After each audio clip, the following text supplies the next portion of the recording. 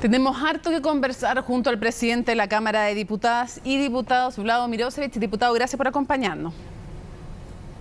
Hola Mónica, muy buenas noches. A ver, tenemos hartos temas. Comencemos por el de los indultos. Quiero preguntarle si usted ha conversado sobre esto con el presidente de la República. Bueno, Mónica, yo no acostumbro en general, no solo en general, no acostumbro, la verdad, difundir mis conversaciones con el presidente. Pero en este caso le puedo decir de que no he conversado con el presidente sobre este tema. No, yo no quería que difundiera nada privado, pero hay veces en que las conversaciones son privadas y hay veces en que no necesariamente son privadas, incluso uno se queda con una convicción al respecto que pueda ser pública. Hecha esta aclaración, quiero preguntarle si usted cree que, a ver, primero, si no lo entiendo mal o no lo he entendido mal de sus declaraciones anteriores, ¿usted cree o está en desacuerdo con alguno de los indultos o con todos los indultos? No, a mí en general se me preguntó respecto de la... Yo he evitado pronunciarme sobre el fondo de los indultos, ¿no? Porque estoy en un rol institucional que tiene que ver con la presidencia de la Cámara y que, claro, he intentado no dar mi opinión personal, pero, claro, una vez que el gobierno reconoció que había existido un error y me preguntaron qué opinaba yo del señor Castillo, dije claramente que el señor Castillo me parece que no es precisamente un luchador social y creo que sí, ahí... Yo valoré el reconocimiento del gobierno que hubo un error. Pero he intentado evitar el tema de los indultos, además, Mónica, por lo siguiente, porque la realidad en el norte es bastante compleja y creo que es mucho más útil para el país que nos dediquemos a los temas que realmente importan, como por ejemplo la tasa de homicidios. Ya, pero estoy y entonces Entiendo su punto, pero necesito seguir preguntándole al respecto porque usted acaba de decir algo que a mí me llama la atención. Usted acaba de decir, el gobierno reconoció el error. ¿Quién ha reconocido que fue un error entregarle un indulto al señor Castillo? Bueno, me parece que la salida de la ministra de Justicia y luego del jefe de gabinete del presidente son precisamente un reconocimiento de que hubo un error. Luego las palabras de la ministra Vallejo dan cuenta de eso. El propio presidente dijo que hubo desprolijidades en la manera en que se ejecutó su decisión. Es que una cosa es que se reconozcan desprolijidades y otra cosa es que nos expliquen a los chilenos y a las chilenas cuáles son esas desprolijidades y segundo, si consideran un error los indultos o no y cuáles de ellos. Porque usted sabe que hay varias posibilidades. O que no crean en el gobierno que es un error haber otorgado los indultos o que crean que parte de ellos fueron un error y otros no. ¿Usted lo tiene claro? Sí, es cierto, Mónica, pero creo que no es mi rol, por una parte, referirme a los indultos, ni mucho menos referirme a cuáles son esas desprolijidades en específico de parte del gobierno. Creo que eso tiene que ser un reconocimiento que el gobierno podría hacer, pero no es mi caso. Pero me refiero a que usted, como cualquier ciudadano, tampoco tiene claro si el gobierno cree que es un error todos los indultos, algunos de ellos, usted como ciudadano, porque yo no lo tengo claro, no sé si usted tiene claro si el gobierno considera todo un error o parte de los indultos. Yo creo, Mónica, que esa pregunta habría que hacérsela al gobierno. En mi caso, lo que yo he intentado en mi rol como presidente de la Cámara es volver y repetir insistentemente a que tengamos un acuerdo nacional por seguridad, porque con lo que está pasando en el norte, que nosotros sigamos discutiendo y no seamos capaces de dar vuelta a la página respecto a los indultos y sigamos discutiendo de eso en circunstancias que se paralizó el acuerdo nacional por seguridad, que es realmente la primera prioridad en el país, a mí me parece que es un despropósito. Ahora, yo lo que he intentado es decir, miren, cuando hicimos el acuerdo constituyente, había un buen clima entre las distintas fuerzas políticas que entendían había que salirse un poco de la contingencia para lograr un acuerdo. Porque si seguíamos la trinchera de la contingencia, probablemente no iba a ser posible un acuerdo. Digo, en este caso, repitamos lo mismo. ¿Por qué, Mónica, no podemos convocar a todas las fuerzas políticas, como estaba sucediendo en el marco de la mesa de negociación de un acuerdo nacional por la seguridad y en contra del crimen organizado, que salgamos un poquitito de la contingencia y en el principal tema que hoy día la gente está demandando, diputado, nos pongamos de acuerdo como sistema político? Es imposible, yo le digo, o sea, como como periodista es imposible no seguir tocando este tema mientras no se dé una respuesta, y no se ha dado la respuesta a las temas que le estoy diciendo yo, tanto así que usted tampoco tiene la respuesta, ni como ciudadano ni como autoridad no le corresponde porque no es su rol, pero como ciudadano usted tampoco sabe lo mismo que yo le estoy preguntando y que nos preguntamos mucho. Hecho ese punto, quisiera preguntarle si a su juicio, dos cosas, si debieran revertirse los indultos, todos, algunos de ellos, y segundo, porque uno es el deber ser, y otro, si existe la posibilidad de aquello. Le pediría que me contestara las dos cosas. Revertir, ¿sería bueno revertir los indultos, todos, algunos de ellos? Y lo segundo, ¿se puede? Bueno, he escuchado y leído a varios expertos constitucionalistas que dicen que no es posible revertir los indultos desde el punto de vista jurídico. Hay otros que tienen una opinión distinta. Yo realmente no me atrevería a ser categórico en esto, pero me inclino, por supuesto, por aquellos que dicen que esto tiene una dificultad constitucional. Ahora, no es mi rol, Mónica, referirme a una decisión que es una decisión presidencial, que es de otro poder del Estado y que en mi caso yo creo que puedo ayudar mucho más en lo que te mencionaba. Creo que puedo ayudar mucho más en más que dar una opinión o no sobre los indultos. Creo que en las cámaras tenemos un rol de convocar a las fuerzas políticas a decirles demos vuelta a la página, superemos este tema en la coyuntura, cada uno tendrá su opinión. Sí, pero es que Chile Vamos, pero vamos a un acuerdo nacional. Ya, pero es que Chile Vamos ha dicho, podríamos volver a la mesa de seguridad, pero si revierten los indultos. A ver, yo haría aquí un llamado a la oposición a que la contingencia, en donde cada uno puede tener sus opiniones, y está bien, es legítimo, yo no pretendo cambiarle la opinión a nadie respecto a los indultos, digo, eso no puede, o no debe más bien, por el bien del país, frenar y frustrar un trabajo que se venía haciendo hace rato respecto de qué leyes hay que actualizar, porque el Estado chileno, Mónica, el Estado chileno no está dando el ancho para enfrentar al crimen organizado. Entonces, lo que hay que hacer es actualizar al Estado chileno, no solo un asunto de gobierno. Tenemos que pensar cómo fortalecer la fiscalía, ¿y cómo cree usted cómo fortalecer al Poder Judicial, cómo actualizar las leyes. ¿Cómo cree usted que yo diría a la oposición, haría un llamado humilde a que recapaciten de verdad por el bien del país, que sigan teniendo su opinión crítica respecto a los indultos. Yo no les pido que cambien de opinión, pero que nos pongamos de acuerdo en lo que sí podemos ponernos de acuerdo, porque mientras no lo hacemos, Mónica, yo estoy en Arica y le digo inmediatamente, la situación es crítica. Entonces, mientras no nos ponemos de acuerdo, quienes ganan son las bandas de crimen organizado. Sí, avancemos en otras cosas. Quiero preguntarle, ¿cree usted que cuando hace los cálculos políticos, no, obviamente que usted no quiere que eso sea así, pero cuando hace los cálculos políticos y más o menos vislumbra los votos a favor y en contra, ¿usted cree que la acusación constitucional, primero, en contra de Marcela Ríos y segundo, en contra del ministro Giorgio Jackson, tienen posibilidades de ser aprobadas? Me lo tiene que contar por separado, obviamente. Mire, yo, la verdad, Mónica, bueno, hemos estado discutiendo de esto en los pasillos del Congreso. Yo veo que ambas acusaciones no van a lograr tener una mayoría. Lo veo muy difícil. Se entiende en ambos casos que hay una cuestión política, que no juzgo porque está bien.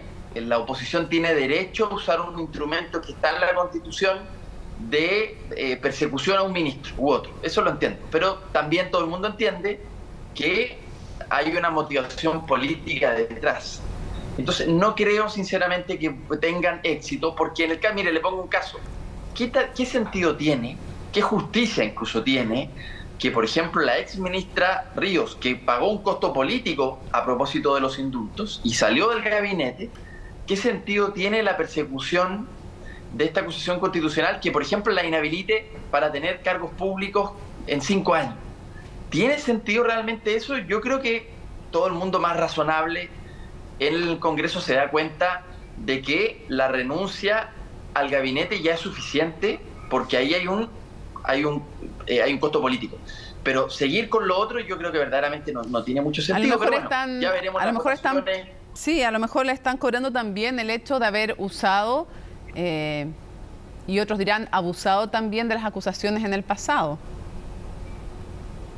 Puede ser, Puede ser, yo creo que, bueno, yo no soy de los que cree que las acusaciones en sí mismos son un problema. De hecho, a mí me gustaría que pudiésemos imaginar, y ojalá el nuevo proceso constituyente algo de esto traiga, un sistema en donde el Congreso tenga más poder de fiscalización respecto al Ejecutivo. A mí me gusta mucho, por ejemplo, el modelo del Parlamento inglés, no sé, donde no es problemático que los ministros vayan a rendir cuentas, al revés, es parte de la normalidad política que los ministros, los primeros ministros, pero también el gabinete, vaya permanentemente al Parlamento a dar cuenta, y los debates son bastante... Claro, pero ahora para interpelar se requieren más firmas que para presentar una acusación constitucional. En la actual normativa requieren más firmas reunirse para lograr interpelar que para acusar, entonces están puestos mal también los incentivos.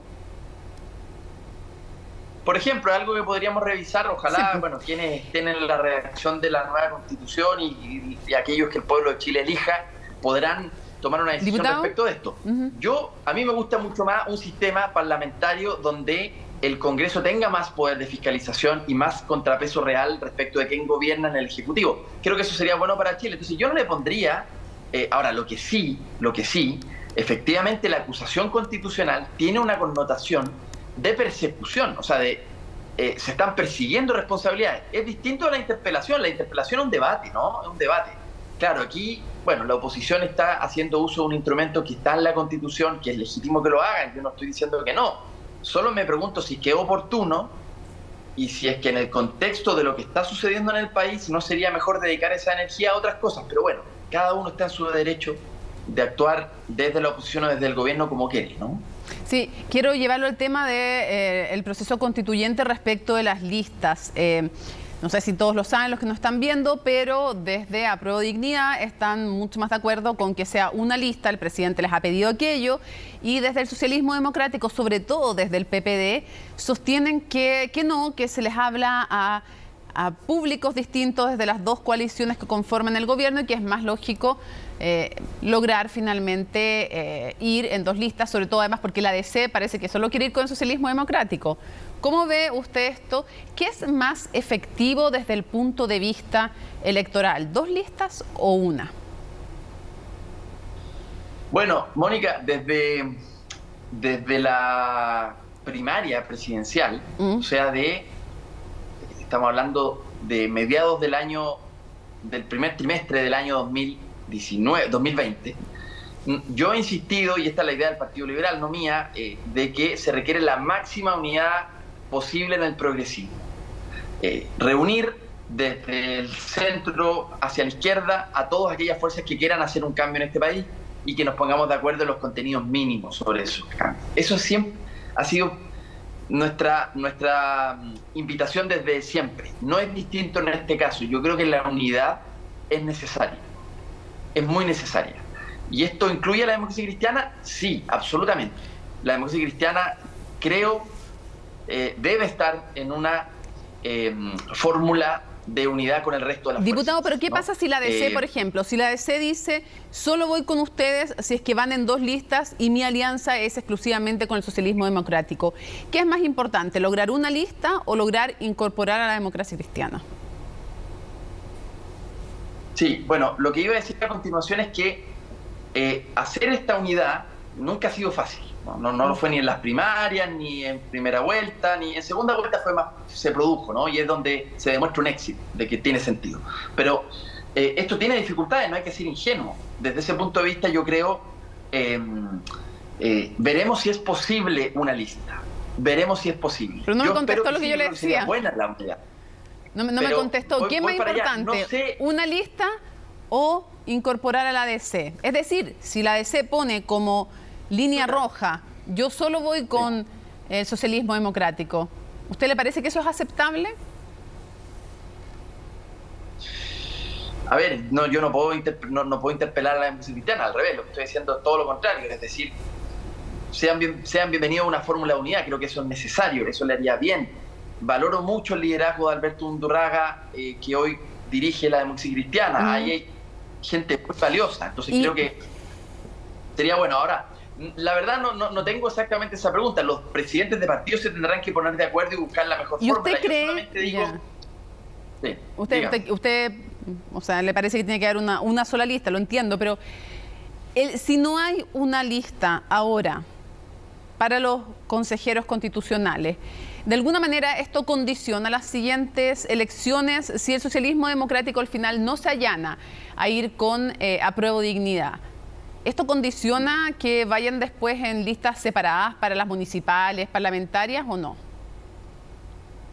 Yo diría que no necesariamente. O sea, lograr una única lista tiene dificultades, ¿no? Y hoy día se está intentando buscarle una fórmula, pero yo diría que no necesariamente esto condiciona el resto de las elecciones. Lo que sí es importante, y esto es súper importante, y es probablemente lo que está de fondo detrás del debate sobre las listas, es que necesitamos construir una mayoría parlamentaria. Esto es una de las derivadas, ¿no? Una de las tantas derivadas, pero necesitamos construir mayoría parlamentaria para que ciertos cambios que durante mucho tiempo el país está esperando, por ejemplo la reforma de pensiones, por fin salga. Entonces creo que necesitamos la máxima unidad posible, y eso tiene que expresarse en las cámaras, en el Congreso, en las listas, en todas las elecciones. Yo espero que de verdad nos pongamos de acuerdo. Yo sé que es difícil, esto es una responsabilidad de los partidos políticos, de los presidentes de partidos, y yo les pido que conversen, dialoguen y lleguen a un acuerdo lo antes posible. Claro, porque... Pero creo que no compromete lo que vendrá. Lo que vendrá. Entiendo. Ahora va a ser bien raro si van en dos listas. No sé cómo le van a explicar a la gente. ¿Quiere decir que tienen puntos de vista distintos respecto de la nueva Constitución? ¿Quieren cosas distintas? O sea, están en el mismo gobierno, pero quieren cosas distintas. Igual va a ser raro. Digo, para cerrar. A ver, yo está claro cuál es mi posición, ¿no? De la máxima unidad posible. Pero aquí hablo quizás más mirando un poco la historia reciente del país, ¿no? No sería el primer gobierno que tiene dos listas, ¿no? Durante la concertación, en varias ocasiones, existieron dos listas parlamentarias, pero también dos listas municipales. Es decir, no creo de verdad que una lista o dos listas sea, por decirlo así, la gran prueba de fuego de la unidad de la alianza de gobierno. No lo pondría en esos términos. Ya. Es un diseño electoral, simplemente, Mónica, que se ha utilizado en el pasado, no le pondría mayor dramatismo, aunque siempre es necesaria la unidad, pero no le pondría un dramatismo que esto significa... no significa más que simplemente hay un diseño electoral. Ok, listo. Al presidente de la Cámara de Diputados y Diputadas, hay gente que me pregunta en redes sociales, ¿por qué darle con decirle Cámara de Diputadas y Diputados? Yo a las cosas les digo cómo se llaman oficialmente, ustedes le cambiaron el nombre, así es que por eso le estoy explicando a la gente de su casa, por eso le digo, así como al Senado le digo Senado, porque se llama así, a ustedes les digo la Cámara de Diputadas y Diputados, porque así se cambiaron el nombre, así se llama hoy día en Chile. Bravo Mirosevic, diputado, muchísimas gracias por habernos acompañado. Bien, Mónica, a ti, muchas gracias.